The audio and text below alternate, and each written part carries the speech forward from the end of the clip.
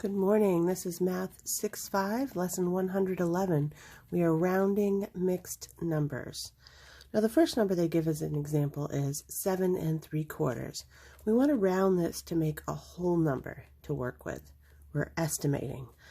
So 7 3/4 is between the numbers 7, it's greater than 7, but it's less than 8. We have 7 plus a bit more, 3/4. So what's between 7 and 8 in the middle is 7 1/2. You have to decide if it's 7 1/2 or greater. If it's 7 1/2 or greater, it rounds up to 8. If it's less than 7 1/2, it rounds to 7. So 7 3/4 is there. So clearly it is closer to 8 than 7. So 7 3/4 rounded is 8. Now let's look at example 1 they give you, 6 2/5. So 6 2/5 is between 6 and next number up is 7. Halfway between would be 6 1/2. Not clearly drawn here, but that's meant to be halfway in between. So 6 1/2 is another way to write that.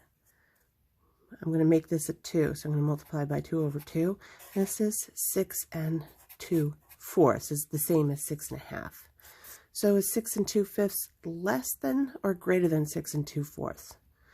If you're confused by this, think of a pie that's been cut into 4 pieces. You get 2 of them.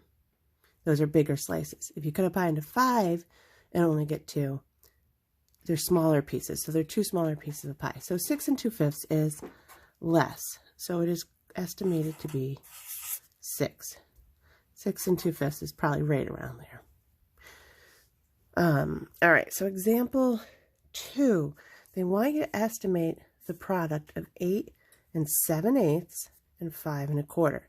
So what we need to do is round 8 7/8 to a nearest whole number. It's pretty close to 9 at this point. 7 out of 8 is almost another whole.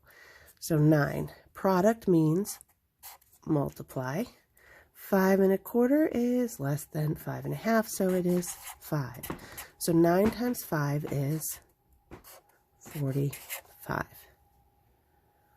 They just want the estimated answer. They don't want you multiplying these. You're not there yet. Okay? So if you have any questions, I will be on Discord.